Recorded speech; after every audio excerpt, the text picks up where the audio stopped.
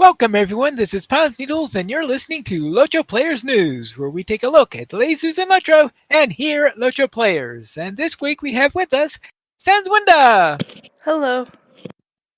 and Krister. Hello. Hello everyone. We don't have much news this week, but we do have an article posted by Stone Games where they take a look at Swan Fleet, which is one of the two new regions that's going to be with us for Before the Shadow, the upcoming expansion. So you get to have a look at what you'll be seeing there. And I know this is shocking, but they do show a water area that has swans in it. But does it have fleets of swans? Well, I would say actually 6 swans. That's getting pretty close to a fleet. Is that a fleet or more like a flotilla? Well, that's hard to tell I was thinking maybe it was more of a task force, but maybe a flotilla. I just want to know how many cannons each one can support. So.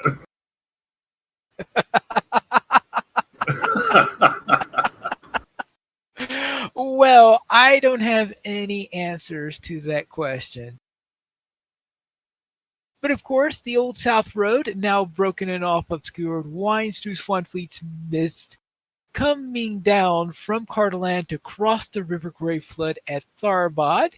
It passes into Enedwythe, whence it runs through Dunland and Rohan, and eventually into Gondor. So this is a major link between Gondor and Anor that you had. So in this case, Swan Fleet features the Old South Road, and that of course will link with the Greenway, which will pick up in Cardolan.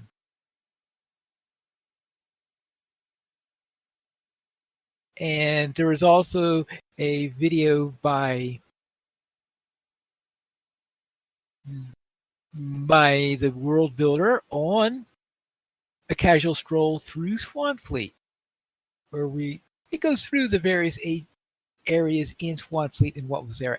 And we had a casual stroll this week through Cardolan, so I presume there'll be an article just like this in the upcoming week, which would be taking a little preview of Cardolan and what we will find there.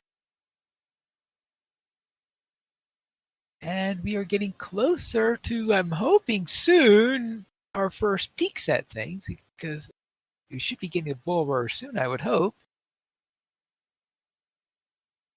But that's all the news for this week. We hope to have more news for you next week. So let's go and look at the store sales. Krister, what's on sale this week? Well, it is, of course, LOTRO bonus days. And, of course, they bring you Hot Mannequins now through October 9th. We can all make our peace with Middle-earth. Oh, no, wait. I'm sorry. I read that completely wrong. Make your piece of Middle-earth shine. Make your peace with Middle-earth because it's going down the tube. So you're going to get 30% off select housing decorations, select housing sets, housing property writs, select cloaks. The weekly coupon is for a free skills and Slayer Deed boost. The coupon code is Deed Skill Slay, all one word, and all of that is now through October 13th. Whee! So that's what we have this week on the LOTRO sales. Now, I'm wondering, if they build a Hobnanigans field in Swan Fleet, would they still use chickens or would they use swans instead? You know what?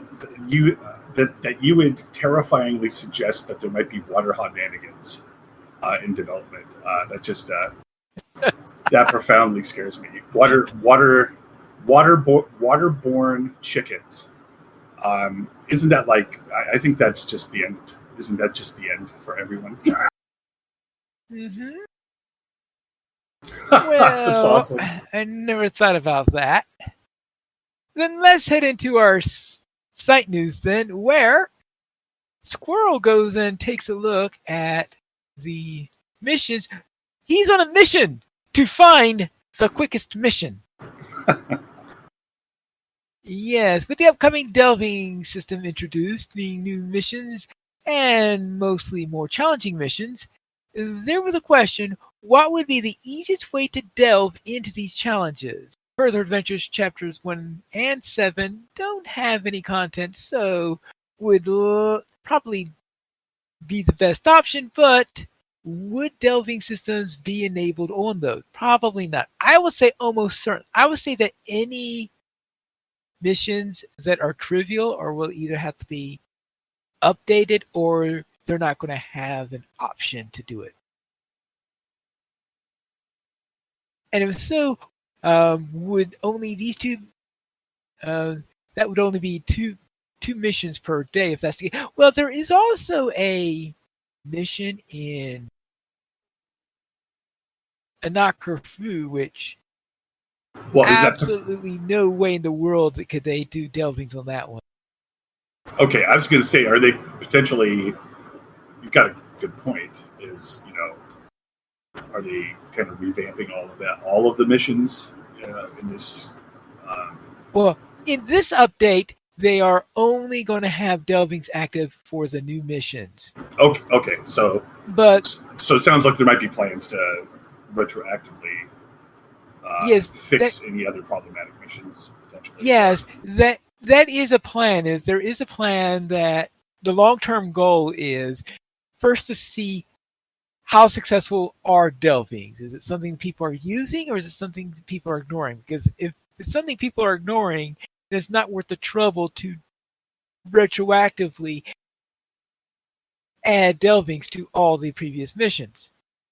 But if it's successful, then they plan to retroactively add it to a good number of the missions. And on top of that, they are also considering then going to the skirmishes and seeing if they could add them to the skirmishes. See, now so that could be interesting as well, because you feel like that could kind of revive skirmishes. Well, we're hoping they do a number of things to help revive skirmishes, and Yeah. the fact that they're adding a new skirmish says that they are considering the matter. Anyway, he goes through all of the missions and he timed how long it takes him to do each of these missions. Essentially, he sets the timer off, I think it was 10 seconds after he loaded. And the reason why he waited for that is to make sure that everything was loaded. Because so if you've ever done a mission, you will know that sometimes when you load up, it only loads up half the mission. It's still trying to work out to load the other half of the mission, which includes things like frills and the mobs. So he goes through them in each of them. First, he goes through the. Actually, looks like he squirreled gets information from VR 00. What's it? Oh, Vroom Fundai. And he uses his Vroom Fundal's chart in order to then go on and make his statistics based on the information that was in there. Looks like. And these are each color coded. Green ones are the quick missions. The yellow ones are a little bit longer, and the red ones are the really long ones. It made some statistics based on all of this information. And when he goes through all the missions, he also included the Further Adventures missions on top of the regular ones. So yes, I cannot imagine them adding delvings to the first mission for the Bilbo storyline because, well, there's no combat in that one. But anyway, in general, nearly all the Anakharfu missions are in the quickest 50. So the Anakharfu missions tend to be the fastest one, averaging just above 2 minutes. And averaging from half a minute to 5.5 minutes. And 50 of the 80 missions are in the faster range on there. Gundabad missions, they tend to be 275 seconds, so they tend to be longer, and they range from a minute and a half to 10 minutes. I can just imagine the one where you're in that frozen campsite trying to look for all those picks in there. That must be one of the longer ones. That always takes me forever. Now, further adventures, about 8 out of the 10 missions are shorter than 3.5 minutes. Then their average is just above 3 minutes. Erebor missions are all shorter than 4 minutes, with above average killing and clicking on them. So that's 2.5 minutes is their average. Trestle Bridge has a large spread, with Vostang being only 50 seconds. That's the one with the giant in there. And 7 of the 10 missions are longer than 4 minutes. So they tend to be long in some of those missions. And further adventures, Elrond or Eladon and Elrahir teleport you all over Middle Earth, and the first 2 are decent, but the last two kill any goodwill. Now he's looking at these from the point of view of doing them fast. And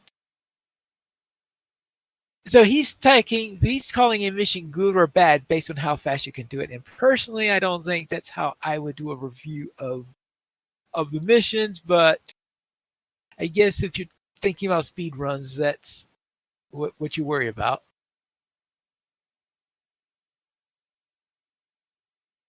And then he talks about the rotations, how this works with the rotations versus the always available missions. It's the ones on Trestle Bridge are available every day, while Anat Kerfu has a rotation of 8 missions available per day on a 10-day cycle.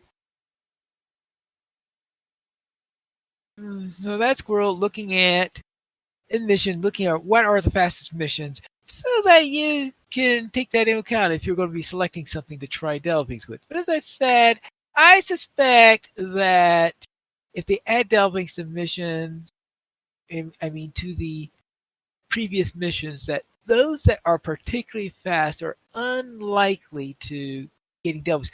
Now, unless, of course, the delvings in question, because even though they say that there will be different delving on different days and the like, that I suspect that the first couple of delvings to those that don't normally have much combat might need to add a lot more combat to them. That's always a possibility. But that's all for the future. Let's first see how the delvings do in the first place. And the other bit on our site is the video I posted relating to the Before the Shadow pre-order items. So having a look at each of those, or what you get. Open up the box and what's inside. How many inventory spaces did you have left once you opened everything? I don't think it really took all that much.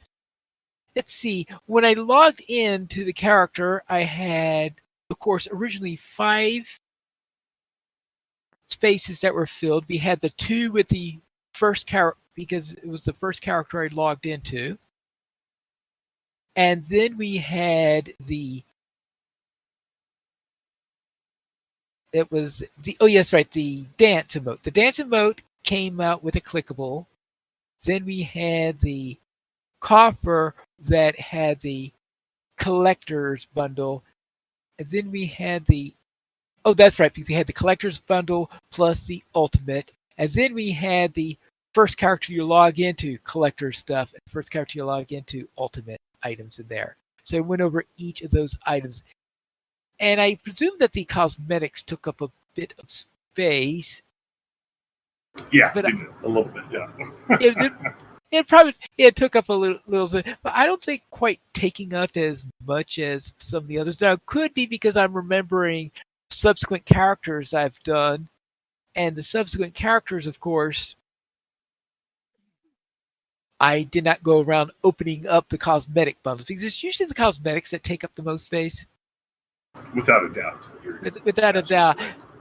It's usually the first character or 2 where I'm, at least on a server, where I might open it up and then move them into the wardrobe. And after that, most of my characters after that, I don't bother opening up that cosmetics chest unless I need that cosmetic when I'm in the tutorial or something like that. Sometimes you do, if you're cosmetically minded. So, Yeah, I think usually though what I open up in the when I am in the tutorial is one of the ones back from the Isengard days, where there is, I think it's the green set, because they had 3 different sets for the cosmetics there, and I usually open up the green set and use that during the tutorial until I get out into the real world, in which case I then look for what serious cosmetics I'll be wearing. yeah, that's my priority as well. Is Yeah. here's what I'm doing. I don't care what the quest is. Oh, great. We're going to go rescue Frodo, whatever. I need to look really good when we're doing it. So hold on a second. Yeah, of course it depends on the class, because there's some classes where I like their starter cosmetics. So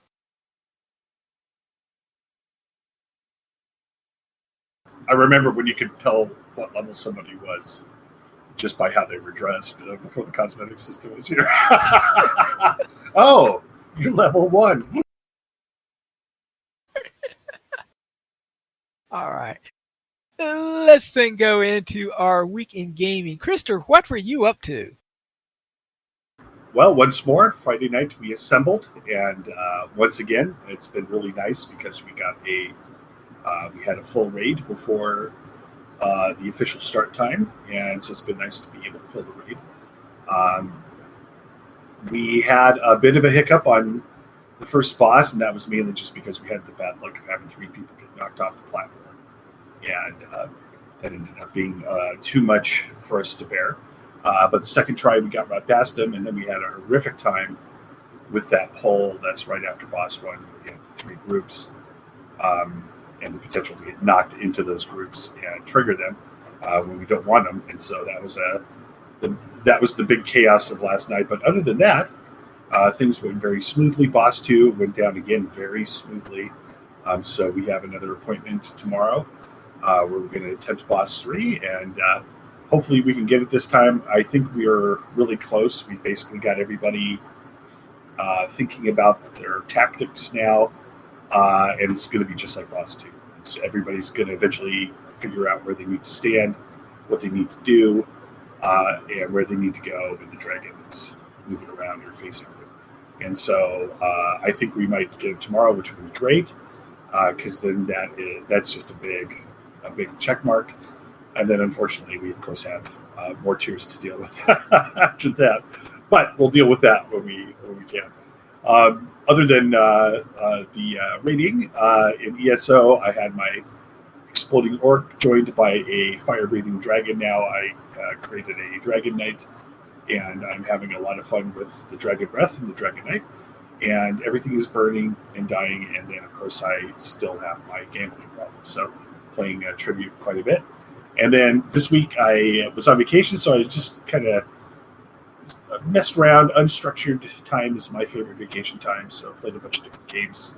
Had a lot of space sims this week, which was Avorion and Terra Invictus. Played some more High Fleet, and then in our Minecraft world, I was compelled once again to build a stable and have collected a mighty group of horses once more. So that has been my all my schemes for the week. Sans, what were you up to? Well, on Girls, I rolled a new Hobbit Lore Master with Guare, and we had a lot of fun setting things on fire, and trying to find things on the other side of our giant bears. So that was pretty fun. And I did some more building on our Minecraft server, and that was about all I did this week. How was your week, Pineleaf? And I'll begin with on my Legible Lore Master, who ran quite a number of skirmishes. I'm trying to see how long it'll take me to get the Skirmisher of Middle Earth, because you can't have a capped character that doesn't have Skirmisher of Middle Earth, right? Uh-huh. Right. I thought you'd agree with that. So I was running skirmishes in there. I did manage to complete a couple of the skirmish deeds, but I still have a few more to go on that. And on top of that, last Saturday, right after this show, I joined in with a group and we went out and faced Durin's Bane, and we managed to fend him off so that we could escape Khazad-dûm before it became totally under the control of the Balrog. Of course, it eventually does, but that's an entirely different matter. It didn't happen while we were there. And my guardian headed into the Barrow Downs, where I am getting all nice and ready to have a little talk with Tom. And I also helped Adso along the way on there. And on Friday Night Fight, we ran the stairs. Then we ran Bells of Dale. Then we ran a couple of skirmishes, including Storm on Methadras. And they all went fairly well, I think. And that's what we did this week in LOTRO.